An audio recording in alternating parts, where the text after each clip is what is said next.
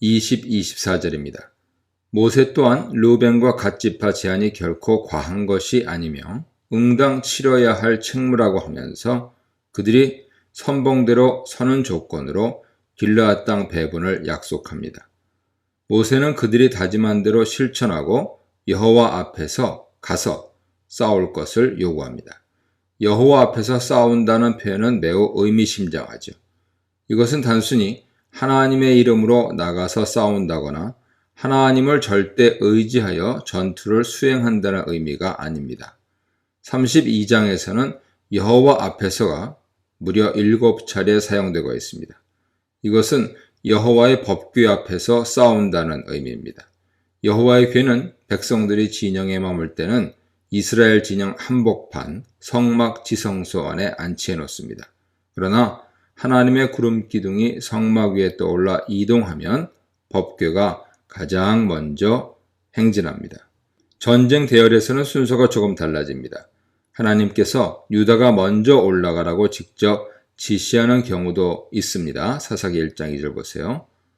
그렇지만 반드시 모든 전쟁에서 유다가 선봉에 설 필요는 없습니다. 만일 어떤 지파가 자원에서 선봉에 선다면 허용될 수 있는 것이죠. 그들이 특공대처럼 이스라엘 선봉에 서서 목숨을 건 여호와의 전쟁을 수행할 때 하나님께서 원수들을 그 땅에서 쫓아내시고 그들은 비로소 자신들의 책무를 다하게 될 것입니다. 그 후 그들은 요단 동편 자신의 땅으로 무죄하여 돌아와 그 땅은 완전한 그들의 소유가 될 것입니다. 여기서 무죄하게 된다는 말은 단순히 책임 완수를 통해 의무의 짐을 벗었다는 의미가 아니죠. 만일 르우벤과 갓지파가 약속대로 이행하지 않는다면 그것은 여호와께 죄를 범한 일이 되며 그들은 그 죄값을 치를 것입니다. 모세는 그들의 전쟁 불참은 단순한 직무유기가 아닌 여호와 앞에서의 범죄 행위라고 분명하게 규정합니다. 그들이 요단 동편의 길르앗 땅을 선점했다 하더라도 요단 서편 땅에 대한 공동 의무는 면제되지 않습니다. 그들의 전쟁 참여는 단순한 이해관계에 의한 사적인 의무를 넘어 신적 명령의 준수를 의미했죠. 죄가 그들을 찾아낸다는 것은 그들이 그 죄의 책임으로부터 피할 길이 없다는 단호한 표현일 것입니다. 모세는 이런 조건 하에 그들이 자신들의 자녀를 위해 성읍을 건축하고 양을 위해 우리를 지으라고 허락합니다.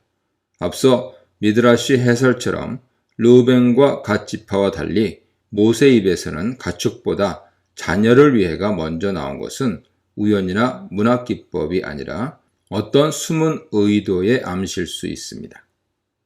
25, 27절입니다. 갓과 르우벤 지파는 모세에게 맹세하여 대답합니다. 그들은 모세에게 재차 자신들의 공약을 이행하겠다고 약속합니다. 나아가 그들이 내놓았던 제안은 모세와의 회담을 통해 이제 단순한 협상안을 넘어 우리 주의 명령, 곧 모세의 명령으로 승격되었다고 볼 수 있습니다. 그들은 길르앗 성읍에 가족과 자녀들, 가축을 모두 남겨둔 채 무장하여 여호와 앞에서 싸우겠다고 공언합니다. 이때 이들은 모세에게 주의 종들인 우리는 이라는 표현과 더불어 우리 주의 명령대로, 우리 주의 말씀대로라는 표현을 사용합니다. 모세가 우리 주, 정확히는 나의 주인데요. 우리 주로 호칭되고 있는 것이죠. 이 호칭은 모세가 마치 왕처럼 권위를 행사하고 있는 것처럼 보이게 합니다. 놀라운 사실은 백성들이 이전에는 모세에게 이런 호칭을 붙이지 않았다는 점이죠. 다만 여호수아나 아론이 모세를 나의 주라고 부른 적은 있었습니다. 출애굽기 32장 22절, 민수기 11장 28절, 12장 11절 보세요. 여호수아나 아론의 이러한 표현은 모세의 하나님께 위임받은 하나님의 대리 통치자로서의 권위를 인정하는 고백이라 할 수 있습니다. 분명 르우벤 사람들과 갓 사람들의 호칭은 가데스에서 일으킨 백성들의 반란과 대조를 이루고 있습니다. 거기서 그들은 모세에게 항변하고 그를 원망했습니다. 가데스에서 백성들이 모세를 무능한 지도자요 자신들을 속인 사기꾼으로 취급했지만 이제 그들은 모세를 주인, 일종의 왕으로 대우하고 있습니다. 이제 이런 점에서 그들은 가나안 땅에 들어갈 준비가 갖춰졌다고 할 수 있을 것입니다. 이 문단에서는 각성하고 내놓은 새로운 제안, 선봉에 서서 싸울 것을 약속하다, 약속 이행을 맹세하다에 대해 묵상해 보시기 바랍니다. 민수기 32장 28-32절입니다. 모세는 제사장 엘르아살과 여호수아 그리고 지파장들 앞에서 타결된 협상 내용을 공표합니다. 만일 약속대로 르우벤과 갓 사람들이 무장을 갖추고 지파연합군에 합류하여 선봉에 서서 요단 너머의 땅을 정복한다면 그들에게 길르앗 땅의 소유권을 허락해줘야 합니다. 하지만 그들이 요단 너머 정복 전쟁에 합류하지 않는다면 길르앗 목초지를 줄 필요가 없습니다. 그들도 가나안 땅에 들어가 그 땅의 일부를 할당받고 거기서 살아야 합니다. 그런데 두 번째 조건 즉 계약을 위반한 두 지파 사람들도 가나안 땅에 들어가 거기서 땅을 받으라는 것은 무슨 뜻일까요? 그들이 전쟁을 수행하지도 않았는데 땅을 받을 자격과 권리가 있었을까요? 아니면 단순히 그들의 요단 동편 상속권이 사라진다는 수사적 표현에 불과할까요? 모세는 그들도 가나안 땅을 할당받아야 한다고 말합니다. 계약을 위반한다면 그들에게는 분명히 정상적인 방식의 땅 분배가 이루어지지 않았을 것입니다. 전쟁에 동참한 모든 지파들이 일단 그 땅을 제비 뽑아 나누고 무임승차한 르우벤과 갓 지파에게는 겨우 일부만 할당되었을 가능성이 큽니다. 그러나 이것은 가정에 불과할 뿐 모세 발언 의도가 무엇이었는지 정확히 추단하기는 어렵습니다. 르우벤과 갓 자손은 다시 한번 자신들의 약속을 반드시 이행하겠다고 말합니다. 즉 그들은 그 전쟁에 앞장서 동참할 것이며 가나안 정복을 함께 이루어낼 것이라고 말이죠. 그 후 당당히 요단 동편 길르앗 목초지 소유권을 행사할 것이라고 공언합니다. 33-38절입니다. 모세는 갓, 르우벤 그리고 므낫세 반지파에게 할당되는 땅의 대략적인 범위와 성읍들의 명단을 구체적으로 나열합니다. 그런데 여기서 므낫세 반지파 등장은 갑작스럽죠. 아마도 후대에 삽입된 것으로 보는데요. 여기서 므낫세 반지파 언급은 다분히 의도적인 것으로 보입니다.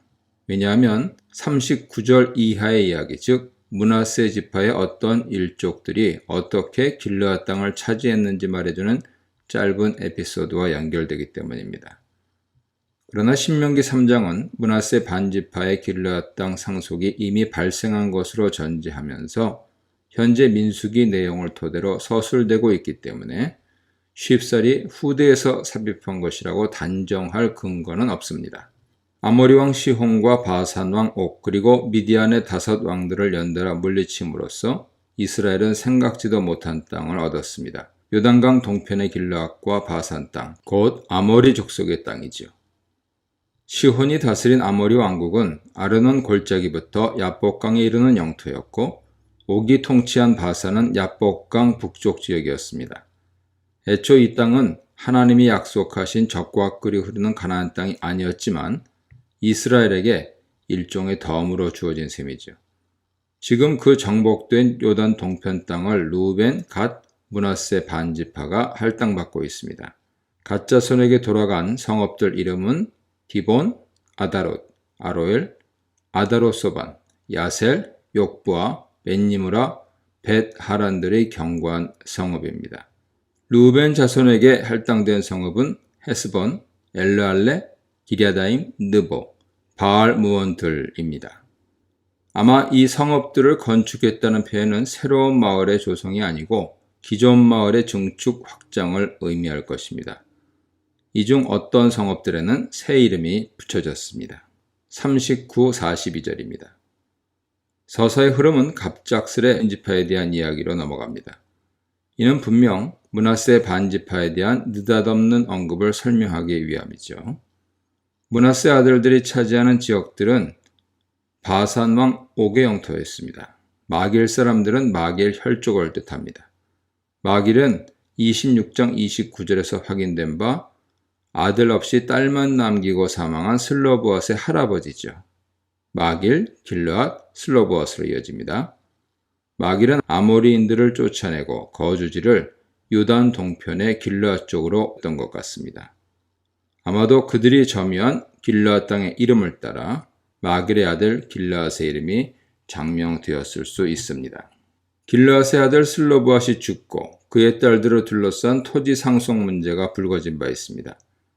모세가 왜 므낫세 지파 마길 집안의 길르앗을 소유주로 넘겨줬는지 배경은 알 수 없죠.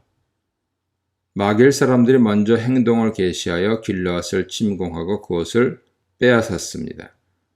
그리고 그들은 모세에게서 길르앗에 대한 합법적 점유를 승인받았습니다. 이는 르우벤과 갓 지파가 요단 동편을 점유한 과정과 사뭇 다릅니다. 이어서 또 다른 므낫세 일파인 야일 가문 사람들이 길르앗 전투에 동참해 여러 촌락들을 정복하고 그곳에 그들 가문 이름을 딴 하봇 야일이라는 새로운 이름을 붙였습니다. 므낫세 지파의 노바 일족은 그낙과 그 인근 마을들을 정복했고 역시 가문 이름을 따라 그곳을 노바라 불렀습니다. 원래 요단 동편은 약속의 땅이 아니었습니다. 어떤 측면에서 이 길르앗 지역은 덤으로 얻은 땅이죠. 르우벤과 갓, 므낫세 반지파는 길르앗 목초지를 탐내 그곳을 자기들 지파의 영토로 달라고 요구했습니다. 그들은 길르앗 지역도 하나님께서 정복한 영토가 분명하다고 주장하면서 자신들의 요구를 관철했죠. 가나안 땅의 여러 부족들을 물리칠 때는 대부분 몰아냈다, 진멸했다 같은 동사가 사용되는데요. 아모리 왕 시혼과 바산 왕 옥, 미디안 5왕에 대해서는 특이하게도 하나님께서 치셨다라는 동사를 사용합니다. 르우벤과 갓은 요단 동편이 하나님이 직접 전쟁을 수행하시어 대적들을 물리친 땅이므로 그 땅이 이스라엘 백성에게 할당되어도 아무런 문제가 되지 않는다고 주장했던 것입니다. 가나안 땅의 경계가 요단 동편에 국한하지 않는다는 하나님의 약속은 이미 출애굽기에서 발견됩니다. 네가 번성하여 그 땅을 기업으로 얻을 때까지 내가 그들을 네 앞에서 조금씩 쫓아내리라. 내가 네 경계를 홍해에서부터 블레셋 바다까지 강에서부터 강까지 정하고 그 땅 주민을 네 손에 넘기리니 내가 그들을 네 앞에서 쫓아낼지라. 출애굽기 23장 30절 이하입니다. 궁극적으로 이스라엘 국경이 홍해에서 블레셋 바다까지 광야, 아마도 남방 광야일 텐데요. 광야에서 강, 아마도 유프라테스 상류일 겁니다. 강까지 이른다는 것이죠. 이 국경선은 훗날 다윗과 솔로몬 시대에 성취된 경계선들과 거의 일치합니다. 하나님께서는 이스라엘 백성이 이 땅을 다 얻을 때까지 대적들을 조금씩 쫓아내실 것입니다. 하지만 가나안 입성 직전 르우벤과 갓의 항변은 억지 논리와 주장이었습니다. 하나님께서는 아직 그 땅을 이스라엘 백성에게 허락하신 것이 아니기 때문이죠. 다만 그들이 좋은 목초지에 눈이 어두웠던 것이죠. 결국 르우벤과 갓의 미래는 좋지 않은 결과로 이어졌습니다. 그 땅은 동쪽으로 강대국과 국경선이 있다. 외세 침공에 취약했기에 르우벤은 역사 무대에서 점점 사라졌습니다. 그들은 가장 먼저 포로로 잡혀갔습니다. 역대상 5장 26절 보세요. 이 문단에서는 여호수아를 통해 맹세하다, 정복을 시작하다, 정복지에 새 이름을 짓다에 대해 묵상해 보시기 바랍니다.